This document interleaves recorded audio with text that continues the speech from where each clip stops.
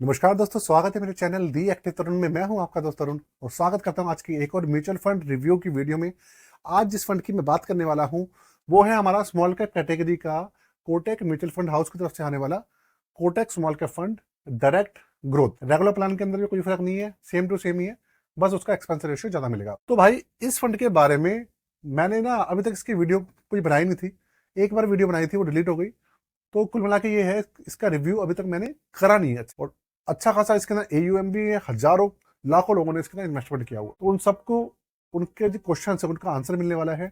साथ में पूरी की पूरी वीडियो जो है किसी तरीके का रिकमेंडेशन नहीं है, सिर्फ और सिर्फ एजुकेशन पर्पज के लिए है, आप लोगों के एनालिसिस के लिए, समझने के लिए है कि भाई कैसा है फंड और कैसा रहेगा। अगर आपके पास ऑलरेडी है तो परफॉर्मेंस कैसी है, इसकी पास्ट परफॉर्मेंस के ऊपर पूरी की पूरी डिटेल होने वाली है। तो चैनल पे पहली बार आए तो दोस्तों चैनल को सब्सक्राइब कर लीजिएगा, बेल का आइकन को दबा दीजिएगा और साथ में एक लाइक कर दीजिएगा अगर वीडियो पसंद आए। कोई क्वेश्चन है, पूछना चाहते हैं इस फंड के बारे में, कमेंट करके पूछ। दूसरी बात, अगर इसके एनएवी की बात करूं तो देखो 298 रुपए का करंट एनएवी चल रहा है। लॉन्चिंग डेट इसकी कौन सी है? लॉन्चिंग डेट इसकी 2013 की है। मैं आपको बता देता हूँ एग्जैक्ट डेट क्या है। 1 जनवरी 2013 की इसकी लॉन्चिंग डेट है और अब आपका 1 जनवरी 2025 निकल चुका है। ऑलमोस्ट इसको 12 साल पूरे हो चुके हैं। तो 12 साल से इसका जो सीएजीआर है वो 20.84%, ऑलमोस्ट 21% आप मान सकते। और एनएवी जो है 10 रुपए से बढ़कर 298 रुपए हो गई। मतलब आप ये लगा लीजिए कि कितने ज्यादा गुना, कितना ज्यादा मल्टीप्लाई कर दिया इसने। अगर किसी ने 12 साल पहले इन्वेस्ट किया था तो उसका पैसा कितना मल्टीप्लाई हो गया, आप खुद ला सकते हैं। आगे चलते हैं, बात करते हैं रैंकिंग की। तो देखिए रैंकिंग इसकी 3 स्टार की रैंकिंग है, वैल्यू रिसर्च वालों की है। क्रिसिल की भी इसकी 2 या 3 स्टार या 2 स्टार की रैंकिंग है। क्रिसिल की रैंकिंग भी इसी के आस। और पिछले 3 साल के अंदर जो डेटा आपको देखने को मिले हैं वो है 15.18%, जो कि इतने ज्यादा देखने में आकर्षित नहीं है। भाई एक स्मॉल कैप कैटेगरी का फंड 3 साल में 15% का रिटर्न दे रहा है, थोड़ा सा अटपटा सा लग रहा है। तो बेंचमार्क है इसका निफ्टी स्मॉल कैप 250। एक्चुअल में क्यों इसके रिटर्न लो आए हैं उसके बारे में थोड़ा समझने की कोशिश करेंगे, जैसे कि आप लोगों को पता चलेगा कि भाई एक्चुअल में प्रॉब्लम कुछ आ रही है, फंड में दिक्कत है, एएमसी में दिक्कत है या और कुछ दिक्कत है। इसको समझने की थोड़ी कोशिश करें। एक्सपेंसिव रेशियो 0.49% है, मार्केट में जो दूसरे फंड से इसकी कंपटीटर है उसके हिसाब से लो है। ऊपर से एक्सेल लोड जो है 1% है, लेकिन 1 साल से पहले अगर आप निकालते हैं 1% है, 1 साल के बाद 0% है, लेकिन 10% तक पैसा भी आप 1 साल से पहले निकाल सकते हैं। टोटल इन्वेस्ट जरूरत पड़ती है, इमरजेंसी फंड की जरूरत है, 10% तक निकाल सकते हैं बिना किसी चार्ज के 1 साल से पहले। 17,778 करोड़ का मैसिव एयूएम इसमें है, टोटल इन्वेस्टमेंट है।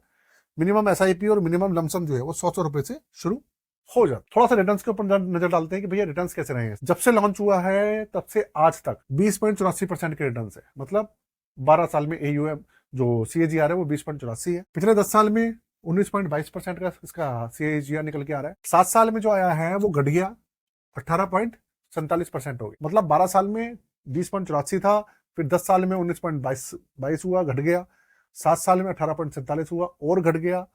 5 साल में 29% हो गया, यहाँ पे बढ़ गया। और पिछले 3 साल में फिर से घट गया, 15.18% हो गया। 1 साल में पिछले 15.86% है। मतलब पिछले 3 साल से वही 15 15.5% के आसपास के ही रिटर्न निकाल के दे रहा है, क्लियर दिख रहे हैं। और 6 महीने में, लास्ट 6 मंथ में ये 5.59% का रिटर्न दे रहा है नेगेटिव में।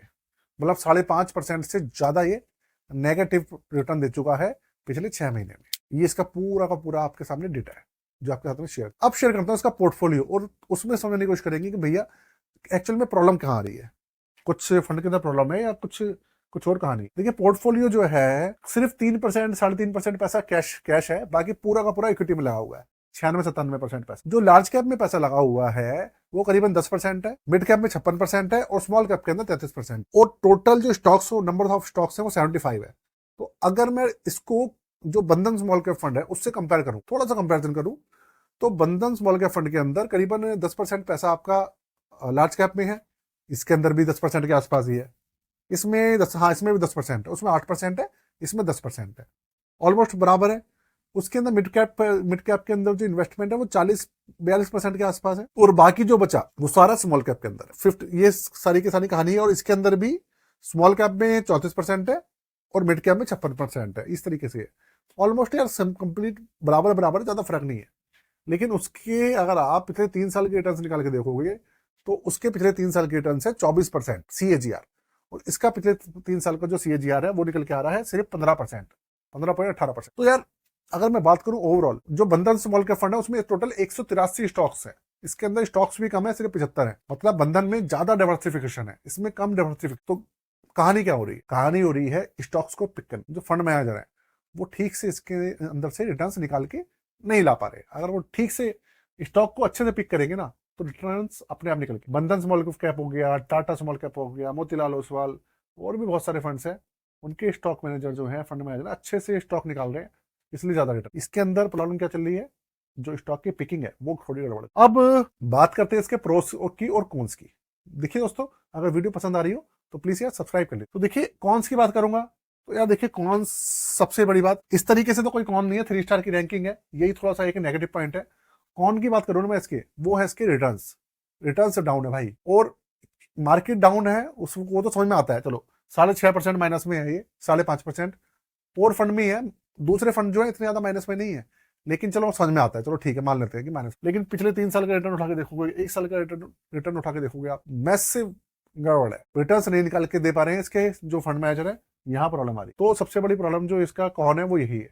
दूसरी बात, इसका जो कौन की बात करेंगे आप, तो यार ऐसा जो CAGR है इसका 20.84% है।